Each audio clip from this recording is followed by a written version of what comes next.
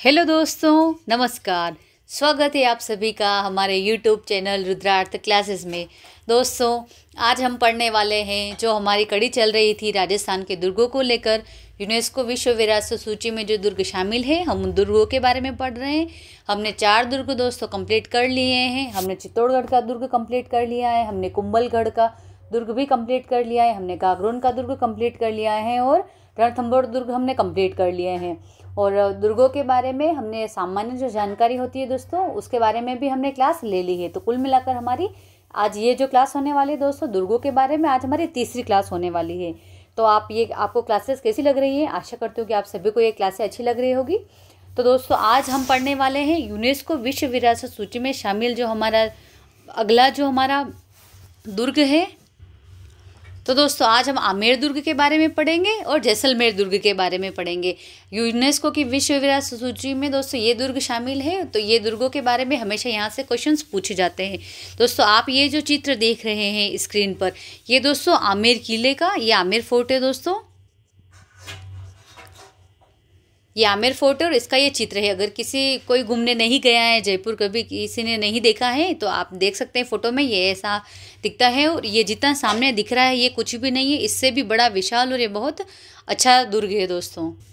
और आपने देखा है नहीं देखा है तो भी आप कमेंट करके बताएं। और जिन बच्चों ने देखा है तो उनका एक्सपीरियंस कैसा रहा है देखने का, आपको कैसा लगा है दुर्ग, तो आप कमेंट करके बताएं। जो बच्चे जयपुर से देख रहे हैं वो भी कमेंट करें और लाइक करें वीडियो को और सब्सक्राइब कर लें, ताकि हम आपके लिए और भी अच्छी अच्छी वीडियोस लेकर आते रहें।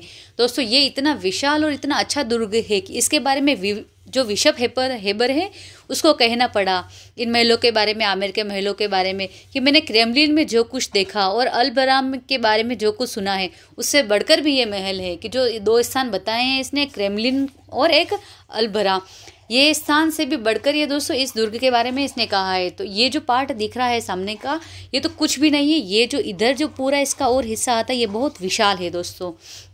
आप यहाँ पर देख रहे हैं, यहाँ से पूरी सवारी होती है, यहाँ से हाथी के ऊपर भी बैठकर लोग जाते हैं अंदर पूरा। यहाँ से ये एंट्री होती है दोस्तों, ये मेन गेट है यहाँ का। और ये जो आपको दोस्तों जलाशय दिख रहा है, ये क्या जलाशय है? ये मावटा तालाब है दोस्तों, मावटा तालाब। ये जलाशय मावटा तालाब है दोस्तों। और इस जलाशय से थोड़ी ही दूरी पर एक इधर दोस्तों बाग है, एक उद्यान है। उस उद्यान का नाम दोस्तों दलाराम बाग नाम है उसका। इन दोनों को दोस्तों किसने बनवाया था? मिर्जा राजा जय सिंह ने निर्माण करवाया था, मावटा तालाब का और दलाराम बाग का। अब हम देखते हैं दोस्तों आमेर दुर्ग के बारे में।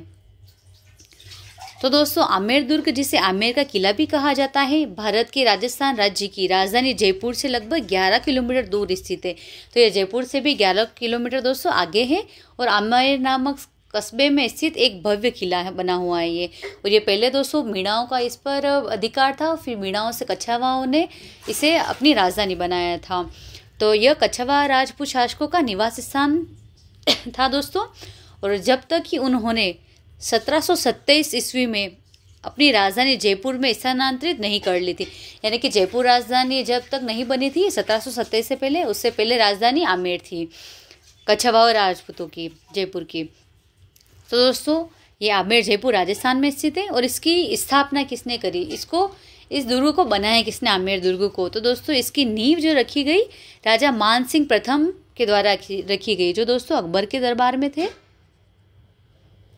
ये अकबर के दरबार में थे, ये भारमल के पुत्र थे। इन्होंने नींव रखी थी। और कब नींव रखी थी इस दुर्ग की? तो 1592 ईस्वी में आमेर दुर्ग की नींव रखी गई थी दोस्तों। और बाद में शासकों ने इसका विस्तार किया। और उसके बाद जैसे जैसे समय परिवर्तित होता गया, जैसे जैसे नए शासक आते गए, इसका जीर्णोद्धार करवाते गए, नए नए इसके अंदर महलों का, सारी चीज़ों का निर्माण होता गया। फिर दोस्तों, इसकी वास्तुकला की अगर हम बात करते हैं कि ये किस शैली में बना हुआ है, तो ये शैली आपके लिए इम्पोर्टेंट बनती है दोस्तों, कि दुर्गों की शैलियों के बारे में कभी डिटेल्ड क्वेश्चन वो पूछ ले थ्योरी पैटर्न में, तो भी आपको पता होना चाहिए। तो वास्तुकला की दोस्तों बात करें तो ये दुर्ग जो है दोस्तों राजपूत और मुगल वास्तुकला दोनों शैलियों का दोस्तों मिश्रण है आमेर दुर्ग। और दोस्तों ये दुर्ग यूनेस्को विश्व धरोहर स्थल, इससे 2013 में राजस्थान के अन्य पहाड़ी किलों के समूह के साथ यूनेस्को विश्व धरोहर स्थल में घोषित किया गया है। 6 दोस्तों पहाड़ी किले हैं राजस्थान के, जो यूनेस्को विश्व धरोहर स्थल में शामिल है, उसमें से आमेर किला भी एक है। फिर दोस्तों इसके विशेषता की बात करें तो ये किला दोस्तों अपने विशाल प्राचीरों, दरवाजों, कलात्मक तत्वों और मावटा झील के दृश्य के लिए प्रसिद्ध हैं। फिर आता है दोस्तों इसके बारे में, इसकी मुख्य संरचना और इसके आकर्षक की बात करें तो इसके अंदर क्या क्या है, मुख्य आकर्षक है, क्या चीज़ें ऐसी है जो इसको और विशेष बनाती हैं। तो आमेर दुर्ग 4 मुख्य खंडों में दोस्तों ये विभाजित है आमेर दुर्ग, जिनमें से प्रत्येक का अपना प्रवेश द्वार और आंगन बना हुआ है। तो पहला कौन सा चौक आता है दोस्तों, 4 मुख्य खंड है, उनमें से पहला खंड जलेब चौक दोस्तों, यह पहला मुख्य आंगन है। अगर आप इसके अंदर एंटर करेंगे दोस्तों, आप ये फोटो देखें, ये यहाँ से आप ऊपर जाएंगे, ये ऐसे ये यात्री जा रहे हैं आपको दिख रहे होंगे, ये यहाँ से आप एंटर करेंगे दोस्तों तो यहाँ से अंदर जाते ही एक पूरा बड़ा चौक आता है, तो उसको जलेब चौक नाम दिया है दोस्तों। तो यह पहला मुख्य आंगन है जहाँ हाथी की सवारी समाप्त होती है। जो भी यात्री ऊपर बैठकर जाते हैं वो इससे आगे फिर अपने जो भी सवारी जिस पर भी बैठकर आते हैं वो आगे नहीं लेके जा सकते हैं। यह पहले सेना के परेड ग्राउंड के रूप में उपयोग किया जाता था दोस्तों, ये जलेब चौक। फिर इसके अंदर दोस्तों सूरज पोल है, यह मुख्य और भव्य प्रवेश द्वार है। जो आप दोस्तों ये वाला जो द्वार देख रहे हैं, ये द्वार, इसका क्या नाम है दोस्तों, सूरज पोल द्वार है। यहाँ से फिर अंदर जाते ही क्या आता है दोस्तों, जलेब चौक दिखता है आपको बड़ा। फिर दोस्तों फिर आता है चंद्रपोल, यह दूसरा प्रवेश द्वार है। पहला तो कौन सा प्रवेश द्वार है, सूरज पोल है, फिर है चंद्रपोल। फिर इसके अंदर दोस्तों शिला देवी का मंदिर स्थित है जलेब चौक के अंदर ही, और गणेश पोल के पास स्थित यह मंदिर देवी दुर्गा के एक रूप को समर्पित है। और शिला देवी वही है दोस्तों जिसको बंगाल से लेकर आए थे, महाराजा मानसिंह लेकर आए थे, केदार कायद से जीतकर लेकर आए थे इस मूर्ति को, फिर यहाँ पर स्थापित किया था। फिर आता है दोस्तों 4 मुख्य खंडों में से एक खंड तो आ गया दोस्तों जलेब चौक। फिर दूसरा क्या आता है, इसके अंदर दीवाने आम। दीवाने आम क्या है, तो ये दोस्तों ये दूसरा आंगन है, यह आम जनता के लिए सभागार था दोस्तों। दीवाने आम था दोस्तों, ये आम लोगों के लिए था। वहाँ पर राजा आम जनता के लिए वहाँ सुनवाई करते थे, उनकी समस्या का जो भी होता था वहाँ समाधान किया जाता था। तो यहाँ राजा आम लोगों से मिलते थे, उनकी शिकायतें सुनते थे दीवाने आम के अंदर। और दीवाने आम दीवाने खास आपको देखने को मिलेगा दोस्तों, ये जो शैलियाँ हैं ये मुगलों से ही आई हुई है। मुगल शैली का प्रभाव इन चीज़ों में देखने को मिलता है। और इसकी वास्तुकला की बात करें दोस्तों दीवाने आम की, तो 40 स्तंभों वाली एक दोहरी पंक्ति है। ये चारों ओर से जालीदार खिड़कियों से घिरा हुआ है, तो उसे बहुत अच्छा देखने जैसा है। और अगर कोई बच्चा नहीं देखने गया है, कोई स्टूडेंट किसी ने नहीं देखा है, तो प्लीज़ आप अगर ऐसा कभी होता है कि आपके कोई एग्ज़ाम सिटी आई है, वहाँ ज़रूर जाए देखने के लिए, बहुत अच्छा देखने का स्थल है ये। तो 40 स्तंभों वाली यहाँ पर एक दोहरी और यह 4 ओर से जालीदार खिड़कियों से घिरा हुआ है ये पूरा दीवाने आम। फिर तीसरा आता है दोस्तों मुख्य दीवाने खास, और इसे सुख निवास भी कहते हैं दोस्तों। ये तीसरा आंगन है। पहला देखा है हमने जलेब चौक, फिर दूसरा देखा है हमने दीवाने आम, और तीसरा आंगन कौन सा है दोस्तों, दीवाने खास, या उसे सुख निवास भी कहते हैं। तो दीवाने खास में क्या चीज़ें खास है, दीवाने खास इसे क्यों कहते हैं, क्योंकि यहाँ दोस्तों राजा की जो निजी सभाओं का ये हॉल है, इसे दीवाने खास कहा जाता था। और यहाँ राजा अपने मंत्रियों और महत्वपूर्ण गणमान्य व्यक्तियों से मिलते थे। इसे जय मंदिर भी कहा जाता है दोस्तों। दीवाने जो खास दोस्तों इसे जय मंदिर भी कहा जाता है। दीवाने आम में तो आम लोगों के से संबंधित जो भी मुद्दे होते थे उनको सुलझाया जाता था, और दीवाने खास के अंदर जो भी उनके मुख्य मंत्रिमंडल होता था उनसे बैठ के वहाँ पर जो भी उनके मंत्रणा करनी होती थी, कुछ प्लानिंग बनानी होती थी किसी युद्ध की, किसी चीज़ की, तो वो दीवाने खास में बैठकर बनाई जाती थी। फिर इसके अंदर बना हुआ है दोस्तों दीवाने खास के अंदर एक शीश महल बना हुआ है। तो शीश महल की क्या विशेषता है, यह दीवाने खास का एक हिस्सा है जो अपने हजारों बारीक दर्पणों और रंगीन पत्थरों के काम के लिए प्रसिद्ध हैं। शीश महल आपको नाम से ही ज्ञात हो रहा है। कहा जाता है कि रात में एक बार मोमबत्ती की रोशनी से पूरे हॉल को रोशन कर सकती थी। तो रात में अगर एक मोमबत्ती भी लगा दिए तो इतने कांच लगे और इतना सुंदर बना हुआ है कि एक मोमबत्ती भी पूरे को रोशन करने के लिए पर्याप्त थी। फिर आता है दोस्तों सुख निवास भी इसके अंदर बना हुआ है दीवाने खास के अंदर। तो यह ठंडी हवा का एक स्थान था। इसमें कृत्रिम रूप से यानी कि प्राकृतिक रूप से ठंडी हवा बनाने के लिए जलवाहिनी प्रणाली थी। ये बहुत अच्छा है दोस्तों देखने का। जब आप अंदर आके इसके अंदर जाके अगर आप देखेंगे तो आपको बहुत अच्छे से पूरी सारी चीज़ें अच्छे से समझ में आ जाएंगी। फिर नेक्स्ट आता है दोस्तों जनाना ड्योढ़ी। हम 4 भाग पढ़ रहे हैं दोस्तों। जलेब चौक पढ़ा है, फिर दीवाने आम पढ़ा है दूसरा, फिर तीसरा दीवाने खास पढ़ा है, फिर हम पढ़ रहे हैं जनाना ड्योढ़ी, जो कि दोस्तों आमेर दुर्ग का चौथा और सबसे भीतरी आंगन है। 4 आंगन में से ये चौथा आंगन है जनाना ड्योढ़ी। तो यह शाही महिलाओं का निवास स्थान था, आपको नाम से ज्ञात हो रहा होगा जनाना ड्योढ़ी। यह शाही महिलाओं का निवास स्थान था, जो भी रानियाँ थी, जो भी उनके खास थी लेडीज़ के यहाँ रहने का स्थान था दोस्तों जनाना ड्योढ़ी। और इसके अंदर क्या है दोस्तों, एक मानसिंह का महल है। यह इस खंड का सबसे पुराना हिस्सा है, जिसे 1599 ईस्वी में पूरा किया गया था। इसमें कई छोटे कमरे हैं जो केंद्रीय मंडप के चारों ओर एक दूसरे से जुड़े हुए हैं मानसिंह के महल से। तो दोस्तों ये हमने देखे हैं आमेर दुर्ग के 4 आंगन हमने देखे हैं। फिर दोस्तों इसके अंदर कौन कौन से मंदिर और कौन कौन से अन्य स्थल भी बने हुए हैं। तो पहला आता है दोस्तों शिला माता का मंदिर इस दुर्ग के अंदर बना हुआ है। यह दुर्ग के परिसर में गणेश पोल के पास स्थित देवी दुर्गा काली माता को समर्पित मंदिर है ये शिला माता का मंदिर। और दोस्तों इस मंदिर के बारे में माना जाता है कि राजा मानसिंह प्रथम ने इसे बंगाल के जेसोर से लेकर आए थे। केदार गया था दोस्तों वहाँ का शासक, उसकी शक्ति इस मूर्ति में बसी थी। तो ये जो आमेर के जो मानसिंह थे, जब ये अकबर की तरफ से लड़ रहे थे दोस्तों, तो ये बंगाल जाते हैं, वहाँ पर आक्रमण करते हैं और इस मूर्ति को लेकर यहाँ पर आ जाते हैं और आमेर में स्थापित कर देते हैं और मंदिर बना देते हैं शिला माता का मंदिर। फिर आता है दोस्तों इसके दरवाजों पर चांदी का उत्कृष्ट कार्य किया गया है। शिला माता का जो मंदिर है दोस्तों, इसके दरवाजों पर चांदी का उत्कृष्ट कार्य किया गया है।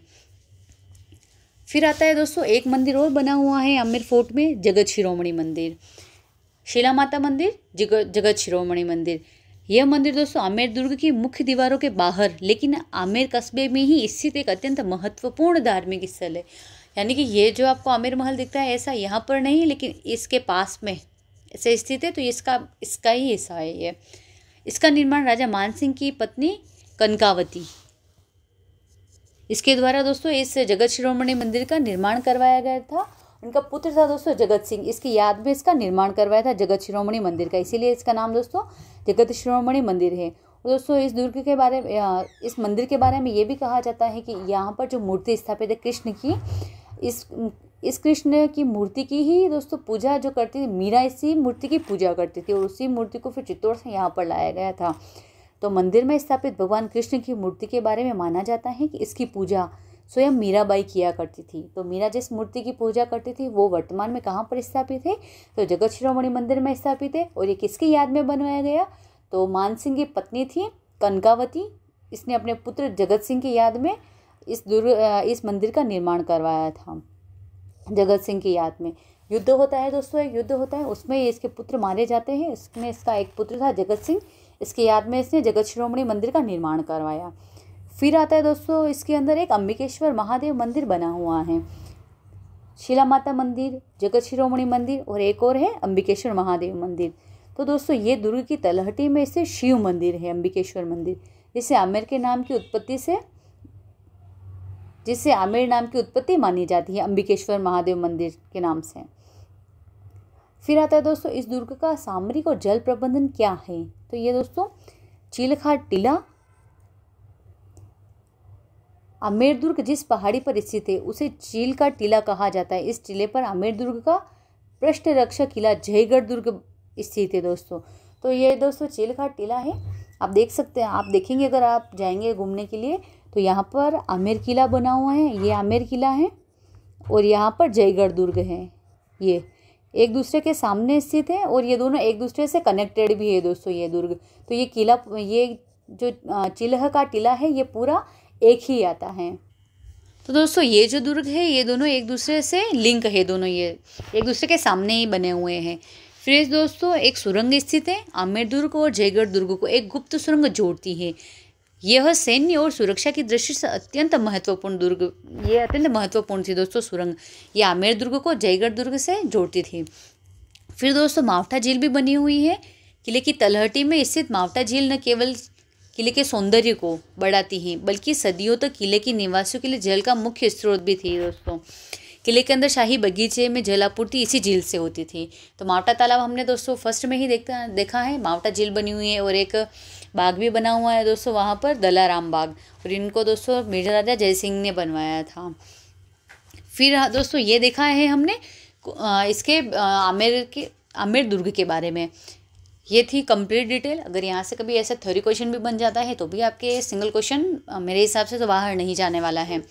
और फिर आता है दोस्तों हमारा जैसलमेर दुर्ग। हमने पढ़ लिया है आमेर दुर्ग, अब हम पढ़ेंगे जैसलमेर दुर्ग।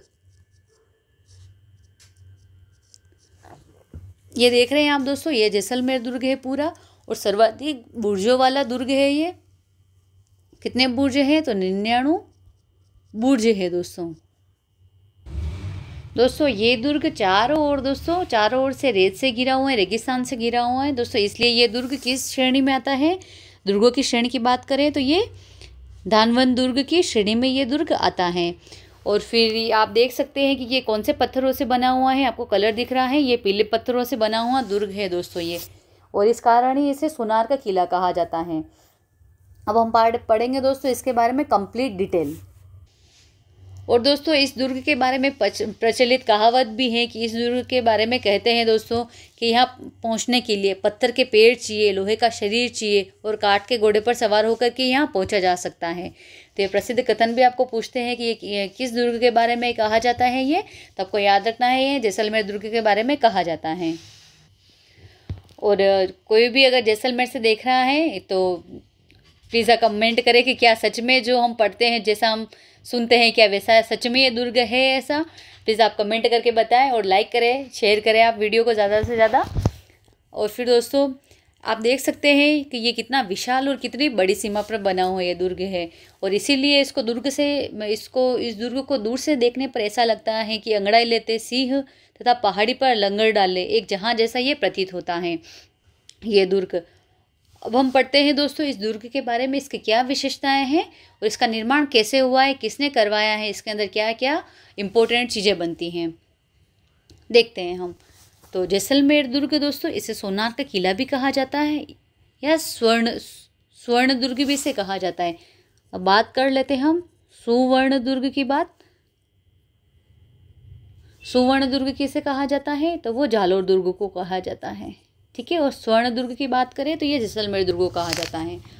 फिर दोस्तों ये कहाँ पर स्थित है, इसकी अवस्थिति की बात करें तो ये राजस्थान के थार रेगिस्तान में त्रिकुट पहाड़ी पर स्थित है दोस्तों। पहाड़ी का भी एग्जाम में क्वेश्चन पूछा जाता है, पहाड़ियों से संबंधित कि कौन सा दुर्ग कौन सी पहाड़ी पर है। जैसा कि आपको पता है कि मेहरानगढ़ दुर्ग जो स्थित है दोस्तों वो चिड़ियाटुक पहाड़ी पर बना हुआ है। हमने जयगढ़ दुर्ग पढ़ा था, आमेर दुर्ग पढ़ा था, ये छिलके टीले पर बना हुआ है। जैसे ही ये जैसलमेर का दुर्ग है ये त्रिकुट पहाड़ी पर बना हुआ है। फिर इसके निर्माण की बात करें दोस्तों तो इसका निर्माण 1156 ईस्वी में भाटी राजा राजपूत शासक रावल जैसल द्वारा इसका निर्माण करवाया गया था। फिर दोस्तों ये विश्व के कुछ जीवंत किलों में से एक ही है जहां आज भी पुरानी बस्ती की लगभग 1/4 आबादी निवास करती है इसके अंदर। तो लिविंग फोर्ट हमने देखा है राजस्थान में, लिविंग फोर्ट एक तो आपके चित्तौड़गढ़ है सबसे बड़ा, और फिर जैसलमेर भी लिविंग फोर्ट के अंदर आता है। इसके अंदर अभी भी लोग निवास करते हैं। आप ये फोटो देख रहे होंगे, इसके अंदर आपको घर बने हुए दिख रहे होंगे छोटे छोटे, तो इसके अंदर लोग अभी भी निवास करते हैं। और दोस्तों ये यूनेस्को विश्व धरोहर, इसे 2013 में राजस्थान के पहाड़ी किलों समूह के तहत यूनेस्को विश्व धरोहर स्थल में इसको घोषित किया गया है।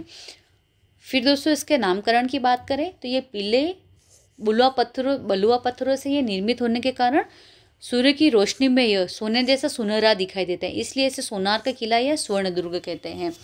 तो आपको इसका नामकरण भी स्पष्ट हो गया होगा कि इसे क्यों स्वर्ण दुर्ग कहते हैं, इसे क्यों सोनार का किला कहते हैं, क्योंकि एक तो ये पीले बलुआ पत्थरों से बना है, और अब जब इनके ऊपर सूर्य की रोशनी गिरती है तो ये स्वर्ण पीले पीले दिखाई देते हैं, सोने के कलर के दिखाई देते हैं, इसलिए इसका नाम क्या पड़ा है, सोनार का किला या फिर स्वर्ण दुर्ग पड़ा है। फिर दोस्तों इस दुर्ग के ऐतिहासिक और सामरिक महत्व की बात करें तो इसके संस्थापक रावल जैसल द्वारा स्थापित किया गया, ठीक है। फिर इसकी रणनीतिक स्थिति की बात करें तो यह किला रेशम मार्ग, प्राचीन रेशम मार्ग पर स्थित एक महत्वपूर्ण व्यापारिक केंद्र था जो भारत को मध्य एशिया से जोड़ता था। इसकी भौगोलिक स्थिति ने इसे व्यापार और रक्षा दोनों के लिए अत्यंत महत्वपूर्ण बना दिया था। दोस्तों इतना बड़ा रेगिस्तान का क्षेत्र आ रहा है, उसके अंदर कोई अगर इतना अच्छा दुर्ग बना हुआ है, कुछ किला बना हुआ है, तो उसके ऊपर भी जो भी आक्रमणकारी होंगे वो अपना प्रभुत्व जमाना चाहेंगे ताकि उनको व्यापार करने में आसानी हो। तो वहाँ पर एक इतना अच्छा किला बना हुआ अपने आप में बहुत व्यापारिक रूप से महत्व रखता है। फिर दोस्तों इसके अंदर साके भी हुए हैं और ये दोस्तों 2.5 साके के लिए प्रसिद्ध है ये। तो जैसलमेर का किला दोस्तों अपने 2.5 साकों के लिए प्रसिद्ध है, जो राजपूतों के अदम्य शौर्य और बलिदान का प्रतीक है दोस्तों।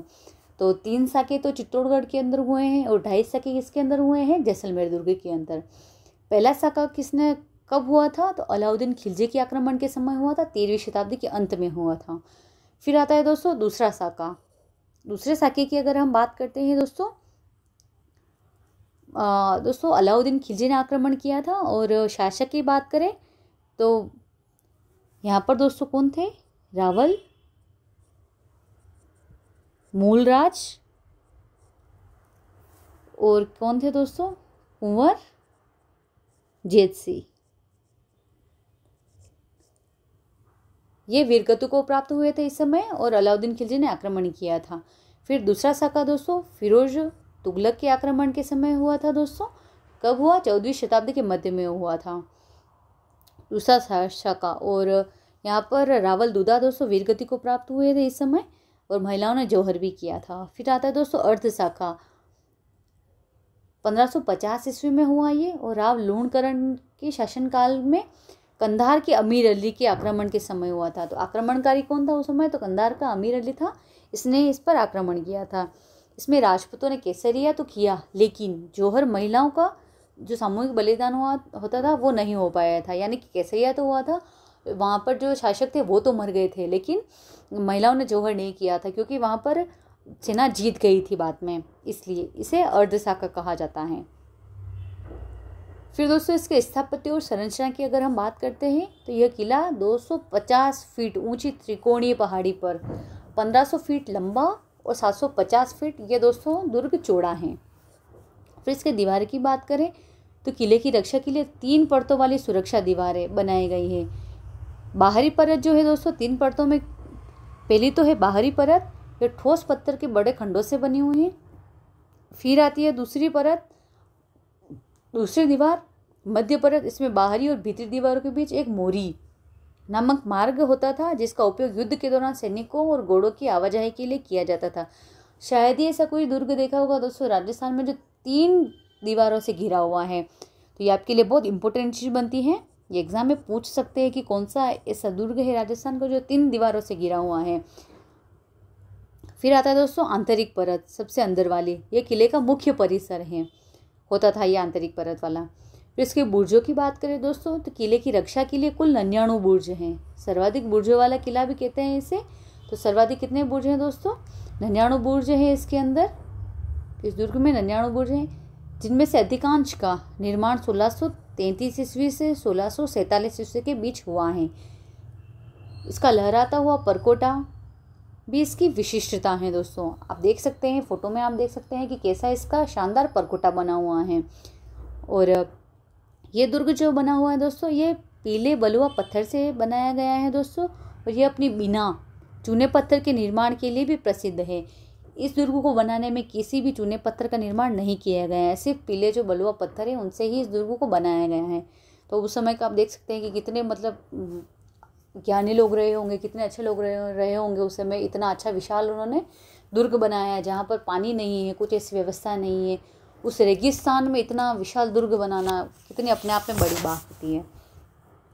फिर आता है दोस्तों इसकी छत की अगर हम बात करें तो कुछ संरचनाओं की छतें लकड़ी की बनी हुई हैं, जो रेगिस्तानी क्षेत्र में निर्माण की एक अनूठी तकनीक है। तो वहाँ पर उस समय लकड़ी की छत बनी हुई है, ये भी एक अपने आप में उस समय की अनूठी तकनीक है। फिर दोस्तों इसकी शैली की बात करें कि किस शैली में बना हुआ है दोस्तों ये दुर्ग, तो ये राजपूत और इस्लामी मुगल स्थापत्य शैली का ये दोस्तों उत्कृष्ट मिश्रण है ये दुर्ग। इसमें जटिल नक्काशी, झरोखे, जालीदार काम प्रमुखता से इस दुर्ग के अंदर दिखाई देता है।